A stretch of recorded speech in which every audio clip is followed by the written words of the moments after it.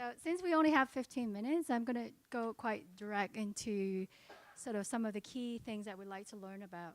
I mean, if I could just allow Claude to talk about Gobi, maybe a 1-minute introduction about when you launch in Hong Kong and how big you are, and where's your footprint outside of Hong Kong. Okay.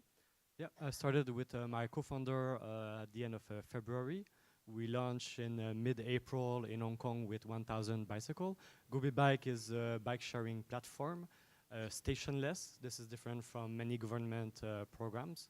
And now we are at a few thousand bicycles. Last month we launched in Paris. We are now also in Belgium and Italy. For the fundraising, we did a seed round in March, $500,000 US from friends and a few investors. And then early August, we closed Series A with 9 million US led by Grecian Robotics and Gobi Partners, Alibaba fund. This makes us one of the fastest startups in Asia. So, thanks a lot. Yeah, good story. Yeah, from Hong Kong. And Chibo, do you have anything to add? I mean, as part of your, so I think you were quite key in the investment stage when they were raising the Series A. No, I mean, I think the shared bike model is something that we've seen kind of really take off in China. And I think that when we were looking outside of China and we saw Gobi, it was definitely a case where kind of this innovation in this model is kind of going outside of China, kind of taking root in foreign cities and then with foreign teams actually. And with this foreign team able to bring it then to even further parts of the world like Europe, I mean, I think that that's something that's very exciting. So it is, when we talk about bike sharing, I was doing a bit of research on this topic. There are like literally tons of articles and paper that talks about how quickly this has become a big market in China, attracting investments. And I'm just going to give you some numbers, and I know these numbers are not necessarily, they're not audited, so KPMG has nothing behind this. But according to the news, because these number changes every day, I mean, according to newspaper that I've seen is Mobike and Ofo, altogether have made about 20 million bikes so far, I mean, manufactured. And they have 20 million users. And Financial Times actually say that China is leading the world in bike sharing schemes based on the number of bikes that are by city and also by bike sharing company. And also they said that there were more bike sharing rides in China just in Q1 2017 than there were ride sharing and bike sharing combined in the whole of North America. So you can see the sheer number of, I would say, volume people using bike sharing services at the same time. Why they can grow so quickly is because of all the money has been invested in these companies. The investors behind Mobike and Ofo are Alibaba and Tencent. You even have SoftBank that are behind these companies. So that gives me a question that when you have big market, large, I would say, user base, you can see why you can grow quite quickly. And Hong Kong often got, I would say, criticized for having a really small market. So my question then for GoBee and for Claude is, why do you start in Hong Kong? What do you see the need for bike sharing services? Well, I've been living in Hong Kong for 7 years. I rented bikes from bicycle shops before. The user was not so smooth. It takes time. You need to show your Hong Kong ID. So it's also difficult to find a bicycle after 7 p.m., 8 p.m. We wanted to make it easy for people to go from the MTR station to their place and the next day take the bike and go back to the MRT. Also, if you look at Hong Kong, there's pollution. There's more pollution than many cities. There is a lot of infrastructure in new territories for the bicycle paths, also parkings. So we saw a massive opportunity here. Plus, factories are in China. So it was very easy for us to go back and forth to see the quality of the bike, to improve the system, and develop the business first here in Hong Kong to master the supply chain before going to Europe. Because if something goes wrong in Europe, you have few weeks of lead time to fix it. Hong Kong is a good place to kind of test the product and also kind of build a model, and then you can replicate it in Europe. Is that?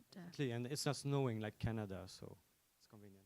So like I said, I'm going to move quite quickly from topic to topic.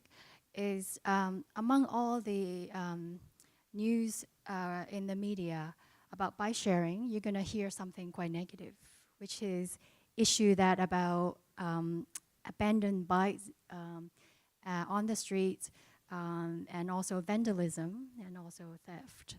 So and then Chinese government recently announced some new regulations requiring bike sharing companies to make sure that they need to punish individuals, users, if they're not parking their bike properly. So, and then they introduce other sort of measures. And I know Gobi Bike was in the news in some of the local Chinese newspaper, Hong Kong newspaper too, about abandoned bikes and how they cause problems in some villages. So can you talk about sort of your way to tackle this issue in Hong Kong and ensuring that it doesn't cause nuisance among the local community? For the parking, for the vandalized bikes, we have a very big team of people on the ground. We hire locally in each district people to patrol, to park the bike properly, to report issues. And then we have also contractors, more experienced people repairing the bikes. We're using GoGo van to pick up the bikes when we group them.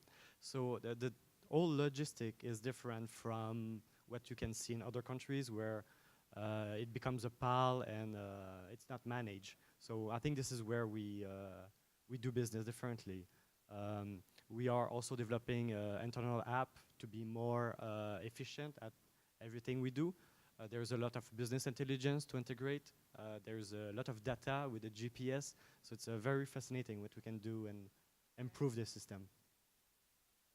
You're quite confident this would not become a more serious problem, this for probably individual cases?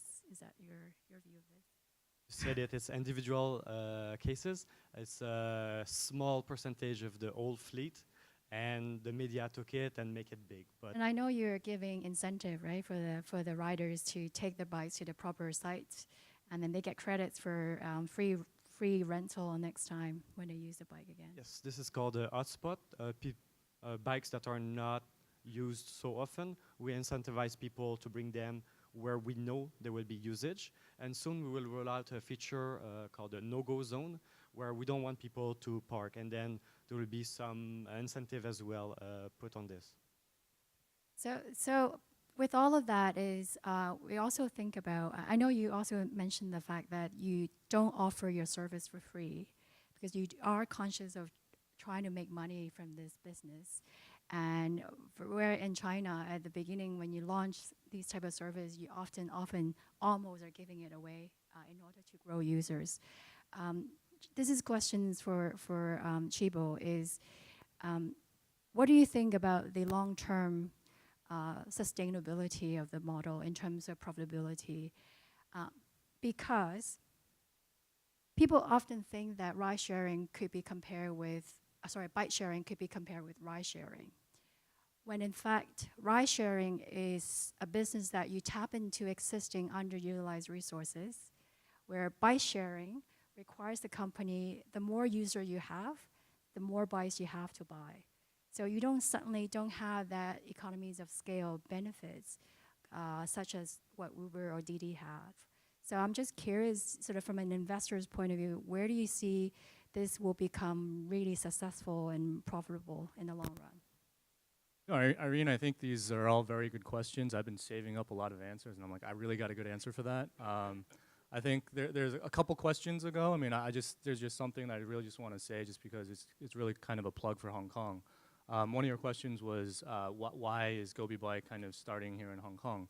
And I think that one of the main reasons is actually its very strategic location here, right next to Shenzhen. And I think that that's something that when kind of Raphael and Claude here were kind of thinking about where to set up the business first, that was an important part, right? In Shenzhen, obviously, the IoT, kind of the supply chain, just kind of the proximity and kind of the speed with which they can kind of iterate upon their kind of their designs. I mean, that's obviously been very important for the company in starting off.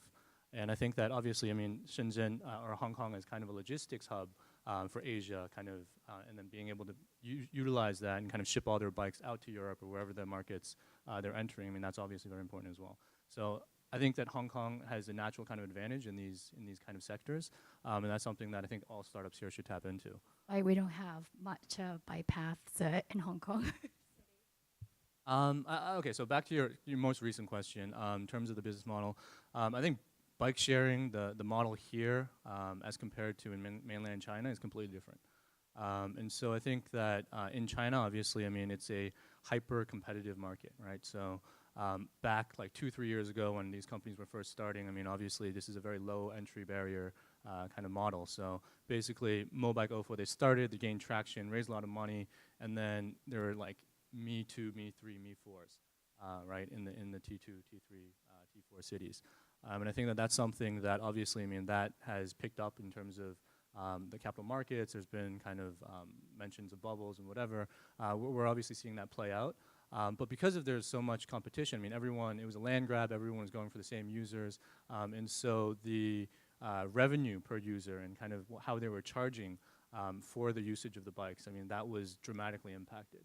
And so basically they were giving away free rides, they were giving away like, cents on the dollar. Their main revenue model turned into kind of transaction-based and kind of advertising.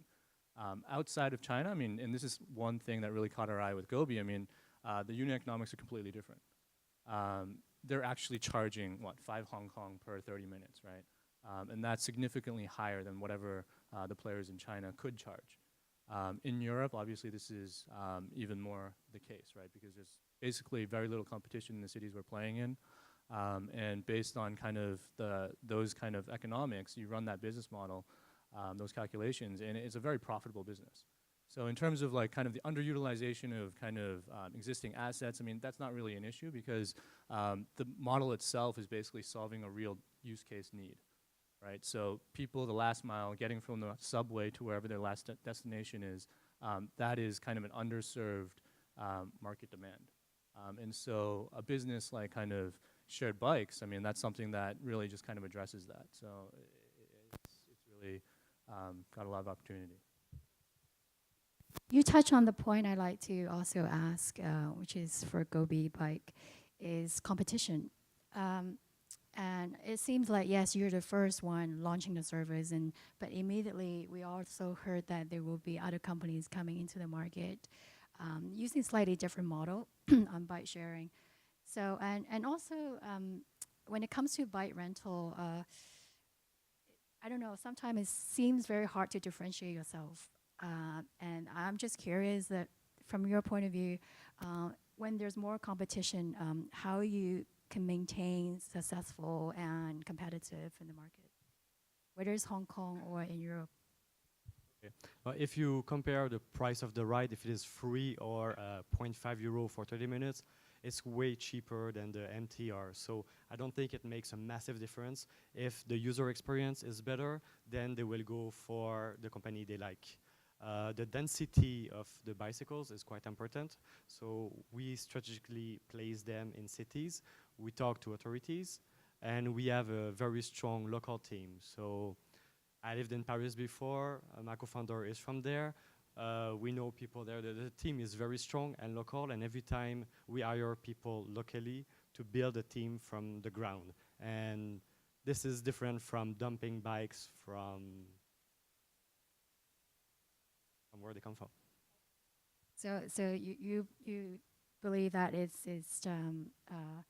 I think then in say for example in your vision, right, where do you see Gobi be in say in the short term, 1 to 2 years? What would you like to achieve?